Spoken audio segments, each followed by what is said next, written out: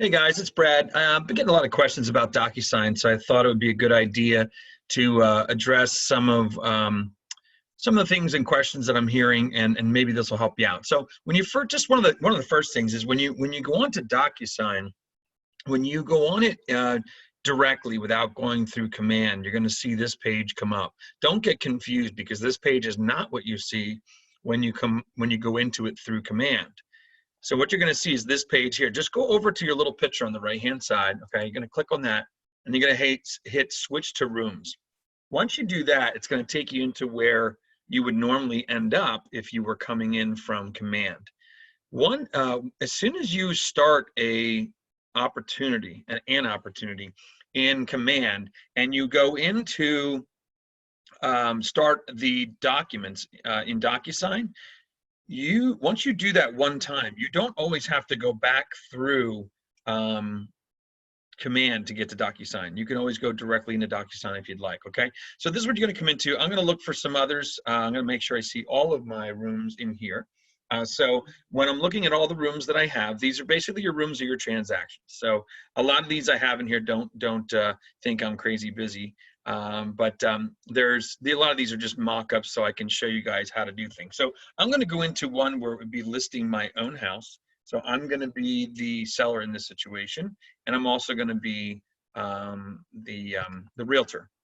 So first things first, no matter whether you're buying, selling, or whatever, the first thing you're going to come into is you want to click on details. Details is where you're going to fill in all the information that you need to about that transaction. So on the right-hand side, you're going to see seller 1, seller 2, listing agent 1, listing agent 2, and then when later on it would be buyer 1, buyer 2, buyer agent 1, and buyer agent 2. Pretty simple, right? So you're going to fill the information in. Now, to fill that information in, you're going to hit edit over here. You're going to click on edit, and as you click on edit, you can see all these rectangles open up so that you can actually type in them. Now, if there's information on the left-hand side here that doesn't seem to be really pertinent information, like expected close date, appraisal contingency date, binding date, some of these just really don't come into play too often and really don't need to be filled in. But the things like the address, the buyer, seller, listing agent, buyer agent, those are all important things and are all going to need to be in the details section as they become available. So from there, what you're going to do is you're going to go into documents. The documents, excuse me, I always have stuff that's popping up on my computer while I'm doing this. So you go into documents. So now we're inside the transaction and we're looking to bring documents into the transaction. Now you can see I've used this a couple times as a test to show people how to do this. So one of the things that you're going to do, so if you want to add documents to this room or to this transaction, a room and transaction, they're pretty much the same thing. You're going to hit add over here, okay? So click on the thing over here that says add, right there. And then if you're going to bring something in from your computer that needs to be signed, you're going to click on that. But right now we're going to act like we're just getting into this listing and we need to bring in the listing forms in order to get them signed. So we're going to click on the listing, which is what I just clicked on. And for some reason lately in Docusign, it's taking a little bit of time when you click on Docusign listings or Docusign forms, it's taking a little time till it comes up. So once this comes up, we'll be able to get to the next step, and I'm not sure why it's taking so long. So I'm just going to fill this space with talking and say that if you have any questions about Docusign, you can always reach out to me and I'll try and answer for you. One of the things too, when it comes to filling out the details page that we talked about, when you fill out the details page, and here it just popped up, it's how long it takes, and I don't know why it's doing that. I need to put in some kind of a tech ticket on that. So we're going to go up here. Now what I'm doing is I'm starting a listing. Now you're going to see there's two things up here you can toggle between. It says add Docusign forms, okay? There's two things. You can either have in a library, which is what it comes to right away, or you can go into group, okay? The library is where you're going to find all your PAR forms. This thing here, ignore it. It's not going to do anything for you, okay? So just ignore it. This here are the Pennsylvania Association of Realtors forms, okay? So we're going to go into there if we need to find a form that's not in our Keller Williams form. So go back up here, and we're going to click on Group. When you click on Group, you now come down here, and you're going to see here it says Select Group. Click on here. This is a listing, so I'm going to go into Listing Docs. Now you can see here I already added, the ones that are checked here, the ones I already added to this room or to this transaction. If there's something I didn't add, let's just say it's seller's estimated closing costs, I can hit add and you'll see this blue add thing lights up. So you see, if until I hit that, there's nothing I can add. Now I can add that, okay? If you want to, you can actually do a search up here, okay? Now there's a lot of the stuff's already been added, but I'm gonna add this PAR, seller's estimated costs, okay? So I'm gonna go in, I'm gonna hit add.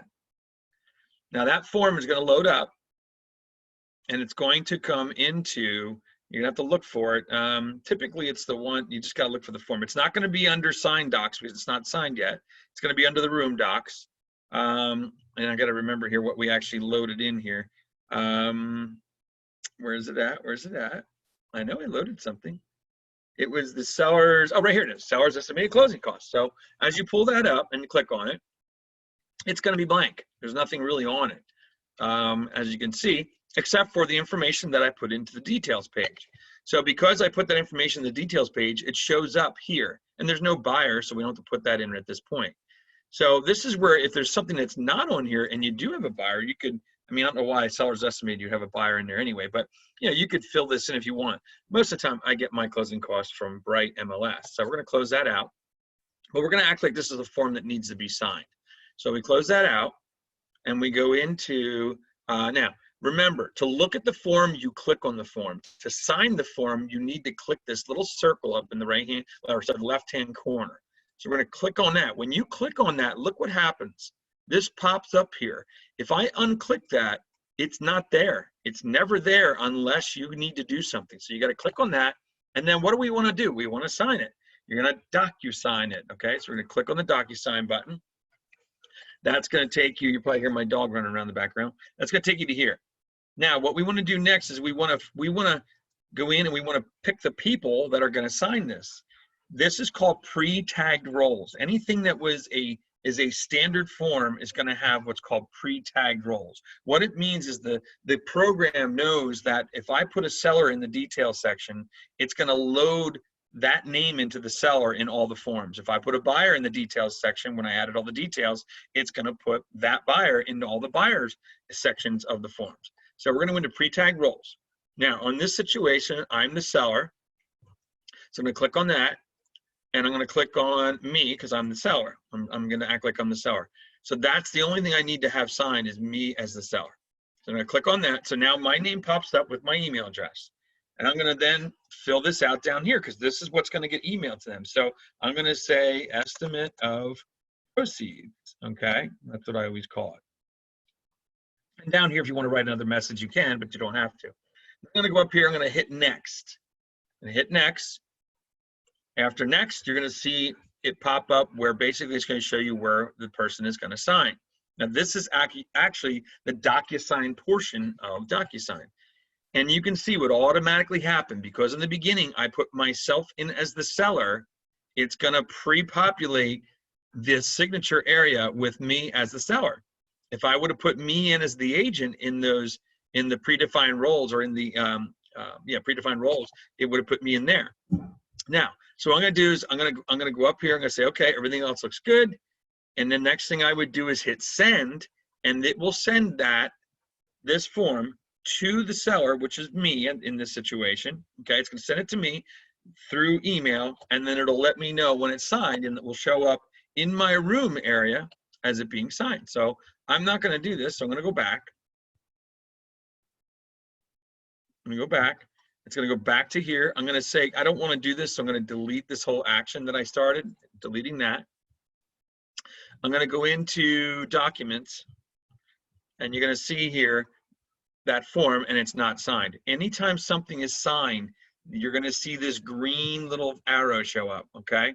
That's how you know something is signed. What I do then is I create another folder that has just the signed docs in it. I call it signed docs, and that's pretty easy to do. You go over to here. Oops, I'm sorry.